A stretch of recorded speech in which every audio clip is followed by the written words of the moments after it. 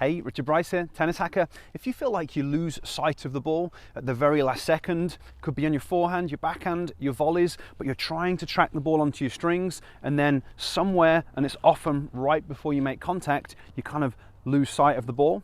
I'm going to help you with that in this video, because there is very likely an underlying problem going on in the way that you process visual information. So I want to show you a couple of very simple drills that you can work on to start to improve your ability to track the ball all the way onto your strings on all of your strokes, and then that's going to really help you to improve your consistency. I hope you find the video helpful. If you do, it'd be fantastic if you could give me a thumbs up, and if you haven't already subscribed to my channel, really appreciate it if you could do that as well.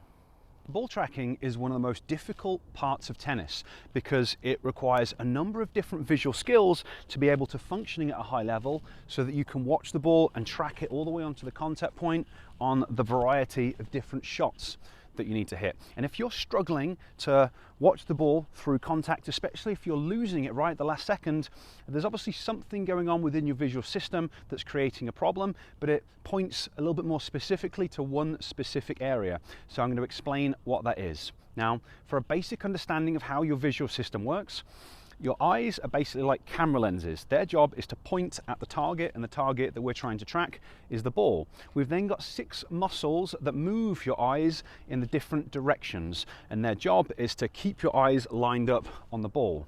We've got different brain areas that are responsible for moving our eyes in different directions. So those brain areas control the muscles.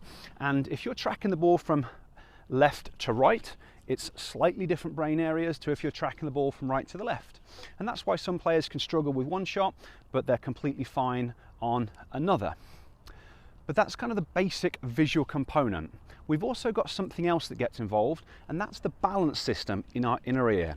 So if I'm standing here just looking down the end of the court, trying to track a ball that's moving, I'm using the eye muscles, the nerves that go to those eye muscles, the brain areas that create movement.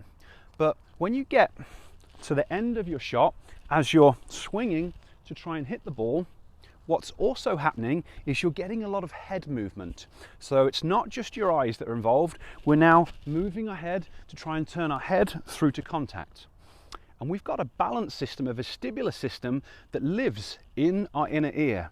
Its job is to basically detect movement relative to gravity, and one of its big jobs is to keep our visual system working, to keep our eyes looking at targets as our head moves. So if you find that you're losing the ball at the last second, it suggests that the vestibular system isn't quite working as well as it needs to be. So then as you're coming into those final moments, shaping up for your swing, you're turning your head, and instead of tracking the ball cleanly, the visual system isn't doing what it should be doing because the vestibular system that's now controlling it isn't quite telling it the right information.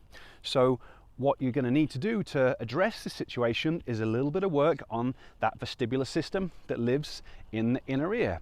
And as you can see on this image, we've got these round loopy things that deal with movements in different directions. So we're going to be doing 2 different exercises that are targeted towards these different loops. They're called semicircular canals, and by working on these exercises regularly, it can be very, very effective at helping you to track the ball more cleanly onto your strings. So we're going to be doing 2 different drills. They're going to look quite similar, but they challenge your balanced vestibular system in slightly different ways, and in ways that you need to have functioning in order to be able to track the ball onto the strings efficiently. For each of the drills, we're going to do 8 different directions: left, right, up, down, and then the 4 different diagonals. We're doing this because that helps us to fully activate and train all of the different parts of the balance system, and also so that you can track the ball in any direction, so you can be efficient at watching the ball, whatever shot it is that you're dealing with. In order to do these drills, you use some kind of target. Potentially you could just be looking at your thumb. You could be holding a ball, looking at one of the letters in the ball. I'm going to use this pen, and I'm going to be focusing on the tip of the pen because hopefully it allows you to see my face a little bit more. When we do these drills, because we're challenging the balance system, if your system isn't functioning very well, you could feel a little bit lightheaded or dizzy or something like that. If that happens, stop, take a rest. It should be fine in a couple of minutes, and then you can go again. But it also tells you a lot about the system and tells you that it needs work. So the first drill, I'm holding the target. I'm going to keep my eyes looking at the target, and depending on the lighting, you might not be able to see my eyes clearly, but now I'm going to turn my head and my eyes are still looking at the target. So I'm turning to the left, and then I'm going to go back to the middle.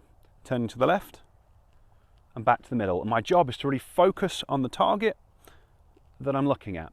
And I would recommend doing between 3 to 5 reps in each position. So 3 to the left, now I'm going to go to the right. Quickly out, a little bit more slowly back to the middle. Again, 3 to 5 reps. Then you'll go upwards. 3 to 5 reps, downwards. 3 to 5 reps. And then the diagonals are a little bit more challenging. This is kind of the position for the upwards diagonal, but you might want to think about turning your head and then tilting it back to find the position. But then can you go from there? Your nose is going diagonally up. We'll do up and left. We'll do up and right. Again, 3 to 5 repetitions. And then we've got the downwards diagonals, which again can be a little bit challenging for people to find. So you might want to think about turning your head and then dropping your chin to the chest, or taking your nose diagonally. So we'll do down and left and down and right. And again, all of those for around 3 to 5 repetitions to start with. That's drill 1. Drill 2, we're now going to be moving our target and our head at the same speed. So our eyes and our head are moving at the same speed. So you want to think about your nose being attached to the target in some way, so that as I turn my head to the left, my nose is going with it, and hopefully my eyes are staying locked on that target.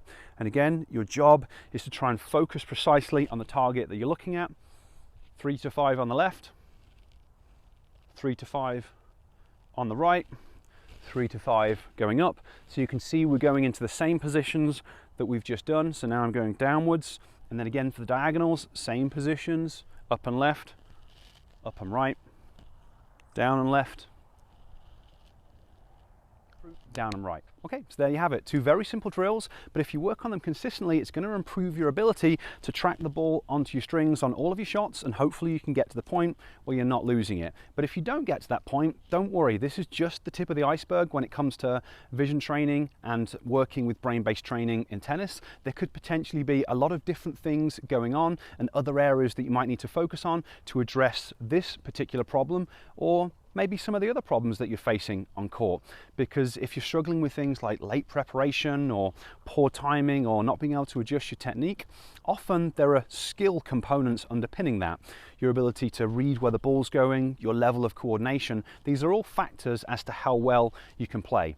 But they can all be improved with brain-based training. And if that's something you'd like to learn more about, that's the main area that I work with players in. I've created a masterclass that's going to go into a lot more detail about how it all works. I'll place a link up there so you can check it out, and I'll place a link down in the description. Okay, I hope you've enjoyed the video. If you do, again, that thumbs up is always appreciated. I'd love to hear your comments down below, and I'll see you next time.